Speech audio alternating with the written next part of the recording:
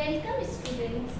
आज हम topic discuss करेंगे फूड प्रिजर्वेशन, यानी फूड को हमें किस तरह से प्रिजर्व करना चाहिए और फूड को हमें क्यों प्रिजर्व करने की ज़रूरत होती है।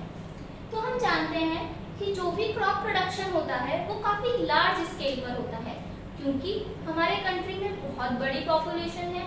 तो इतनी बड़ी पॉपुलेशन को फीड कराने के लिए जो प्रोडक्शन होता है क्रॉप्स का, वो भी एक लार्ज स्केल पर होता है। तो उस लार्ज स्केल के प्रोडक्शन को कैसे मेंटेन करके रखा जाए या उसको हम किस तरीके से प्रिजर्व रखें कि वो खराब नहीं हो, उसके लिए क्या क्या हम कर सकते हैं। हमें पता है कई बार फसल में कीड़े वगैरह लग जाते हैं जो फसल को खराब कर देते हैं, या फिर हमने किसी भी सामान को बाहर रख दिया कहीं तो वो सड़ जाता है, खराब हो जाता है। तो इन सब से बचने के लिए जो मेथड्स यूज आते हैं उन्हें कहते हैं फूड प्रिजर्वेशन, या जो टेक्निक है फूड को स्पॉइल होने से बचाने की वो कहलाती है फूड प्रिजर्वेशन। यानी the technique to preserve food from being spoiled is called food preservation. क्या बोला? The technique of preserving food, the technique of keeping food preserved from getting spoiled is called food preservation.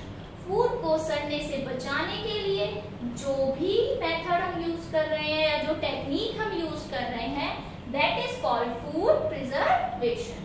अब देखिए हम क्यों food preservation करते हैं, क्या reason है फूड प्रिजर्वेशन के, वो देखिए। Increasing the life of food items, जो फूड आइटम्स है उनकी लाइफ को आपको इंक्रीज करना है। यानी जो फूड एक दिन ही रह सकता था वो फूड हम 3 या 4 दिन तक यूज कर सकते हैं, उसको अच्छे से रख सकते हैं बिना स्पॉइल हुए। तो ये एक हमारा मोटिव होता है फूड प्रिजर्वेशन का, कि हम चाहते हैं कि फूड आइटम्स ज्यादा समय तक सही रहें, स्पॉइल ना हो। दूसरा, making seasonal food item available through out the year. एक हमारा मोटिव रहता है कि हम जो फसल है वो किसी पर्टिकुलर सीजन में हो रही है, सर्दी गर्मी या बरसात, किसी एक सीजन में हमें कोई फसल मिल रही है, लेकिन हम चाहते हैं कि वो फसल हमें पूरी साल मिलती रहे। तो हम क्या करें कि उस पर्टिकुलर सीजन में ढेर सारी उसकी क्रॉप प्रोडक्शन कर लें, खूब सारी वेजिटेबल्स, खूब सारे फ्रूट्स उस टाइम उगा लें और उन्हें फिर क्या करें, फूड प्रिजर्वेशन की मदद से स्टोर करके रखें जिससे वो स्पॉइल ना हो और हमें जो सीजनल फूड आइटम है वो पूरी साल इजीली अवेलेबल हो सके। जैसे एग्जांपल मैं लूं पटेटो का। पटेटो एक पर्टिकुलर सीजन में ही पैदा होता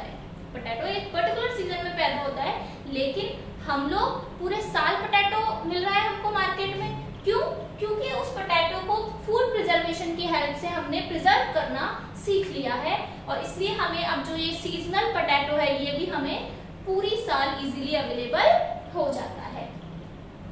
कई सारी सब्जियां हम देखते हैं कि हमें पूरे सीजन मिल रही है, जैसे कैप्सिकम है, शिमला मिर्च जिसे कह रहे हैं हम, वो पहले विंटर्स में ही अवेलेबल होती थी, लेकिन अब आज के टाइम में जितनी भी वेजिटेबल्स और फ्रूट्स हैं वो आप चाहें तो पूरे साल अवेलेबल आपको रहती हैं। बस प्राइसेस थोड़ी सी हाई हो जाती है क्योंकि सीजन में वो सस्ती मिलती हैं, और अगर आप बिना सीजन की खरीदोगे तो वो कोल्ड स्टोरेज में रखी जाती हैं जिन पर खर्चा किया जाता है, इस वजह से वो थोड़ी सी प्राइस में महंगी हो जाती हैं। तो हमारे दो मोटिव थे कि एक तो हमें फूड आइटम्स की लाइफ बढ़ानी है, दूसरा सीजनल फूड आइटम हमें पूरे साल भर चाहिए, इसके लिए भी हम फूड प्रिजर्वेशन करते हैं। तीसरा, डिक्रीजिंग वेस्टेज ऑफ फूड हमारे पास ज्यादा है, खाने वाले 2 ही लोग हैं, खराब हो जाएगा अगर हमने नहीं उसको फूड प्रिजर्वेशन किया। तो हम चाहते हैं कि फूड का वेस्टेज कम से कम हो, यानी फूड को हम प्रिजर्व करके रख सकें, नेक्स्ट डे उसे कंज्यूम कर सकें। तो इसलिए फूड के वेस्टेज को कम करना है तो भी आप क्या काम में लेते हो, फूड प्रिजर्वेशन काम में आता है। Fourth, importing and exporting food items from long distances. अब जैसे एप्पल है, एप्पल हमारे राजस्थान में नहीं होता, कहाँ होता है, Kashmir side, Himachal side Apple का प्रोडक्शन होता है, लेकिन हमारे यहाँ तक एप्पल अगर आता है तो उसे किस तरीके से लाया जाए कि वो खराब ना हो। तो क्या होता है, इंपोर्टिंग एंड एक्सपोर्टिंग, यानी चीजों को, फूड आइटम्स को एक जगह से दूसरी जगह पहुंचाने में भी फूड प्रिजर्वेशन हेल्प करता है। तो ये सब रीजन है जिस वजह से हमें फूड प्रिजर्वेशन की जरूरत पड़ती है। क्या करना है, क्यों करना है फूड प्रिजर्वेशन? क्योंकि हमें लाइफ बढ़ानी है फूड आइटम्स की, उसको सड़ने से बचाना है। सीजनल फूड आइटम हमें पूरी साल चाहिए, और दूसरा उनकी इंपोर्टिंग और एक्सपोर्टिंग भी इजी हो गई है, आराम से एक जगह से दूसरी जगह ले जाओ, वो खराब नहीं होते हैं। ठीक है, ये तो हो गए रीजन कि फूड प्रिजर्वेशन के क्या रीजन है। इसके बाद आता है फूड प्रिजर्व किया कैसे जाए, यानी क्या मेथड है जिनसे हम फूड को प्रिजर्व कर सकते हैं। तो हमने हमारे घरों में देखा है अचार वगैरह जो होता है उसमें मम्मा क्या करती हैं, उसमें ऑयल डालती हैं जिससे अचार में फफूंद नहीं लगती, फंजाई नहीं लगती। तो ऑयल के हेल्प से हम फूड को प्रिजर्व करते हैं, सॉल्ट की हेल्प से करते हैं, शुगर की हेल्प से करते हैं, जैसे मुरब्बा बनाते हैं, आंवले का मुरब्बा बनाया जाता है तो उसमें चीनी डालते हैं, तो वो चीनी भी क्या करती है, उसको प्रिजर्व करती है। क्योंकि अगर बहुत ज्यादा मीठा कोई चीज है, अगर बहुत ज्यादा खट्टी कोई चीज है, या बहुत किसी में नमक है, या बहुत ज्यादा किसी में ऑयल है, तो इन सब मीडियम में जो बैक्टीरिया वगैरह है, फंजाई वगैरह है, वो ग्रो नहीं कर पाती। और जब फंजाई बैक्टीरिया ग्रो ही नहीं कर पाएंगे तो हमारा फूड स्पॉइल नहीं होगा। तो एक तो हम सॉल्ट, शुगर, विनेगर और ऑयल, इनका यूज करके भी फूड को प्रिजर्व कर सकते हैं। जैसे हमारे घरों में हम अचार डालते हैं तो उसमें हम ऑयल का यूज करते हैं और सॉल्ट का यूज करते हैं जिससे वो खराब ना हो। मार्केट में जो अचार अवेलेबल होता है उसमें भी या तो ऑयल होता है या फिर उसमें एक खट्टा सा सब्सटेंस विनेगर ऐड किया जाता है, और विनेगर इतना ज्यादा खट्टा होता है कि उसमें कोई भी बैक्टीरिया या फंजाई ग्रोथ नहीं कर पाता। तो इसलिए by keeping in salt, sugar, oil and vinegar we can preserve food items. इसके साथ ही हमने देखा हमारे घरों में कि मम्मी बारिश के मौसम में टाइम पे जब धूप आती है तो दाल जो है या फिर जो अनाज है उसमें धूप लगाती है, क्योंकि जब किसी चीज में मॉइस्चर आता है यानी बारिश की नमी आती है या पानी के कांटेक्ट में आ जाता है कोई सब्सटेंस, तो वो बहुत जल्दी स्पॉइल होता है। क्या हो जाता है, मॉइस्चर के कांटेक्ट में आने से चीजें बहुत जल्दी स्पॉइल हो जाती है।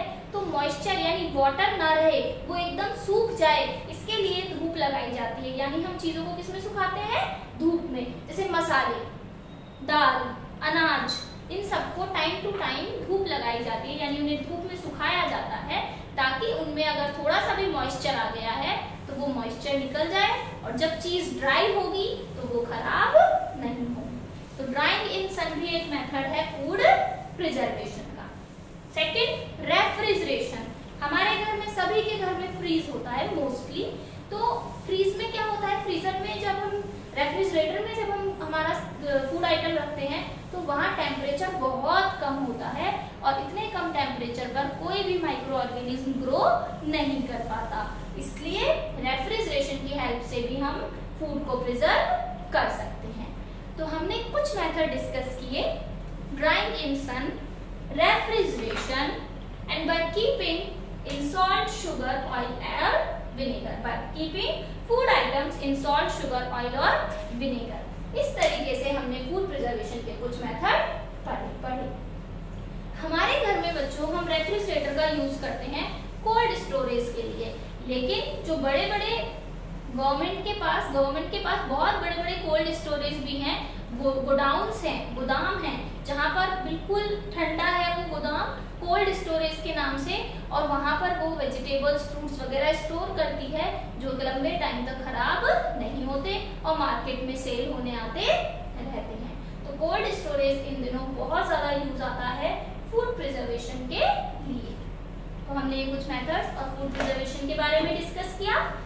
यहाँ पर हमारा जो फर्स्ट चैप्टर है साइंस का, food where does it come from, ये यहाँ फिनिश होता है, और इसके बाद हम इस चैप्टर के क्वेश्चन आंसर्स और बुक वर्क भी डिस्कस करेंगे। Thank you.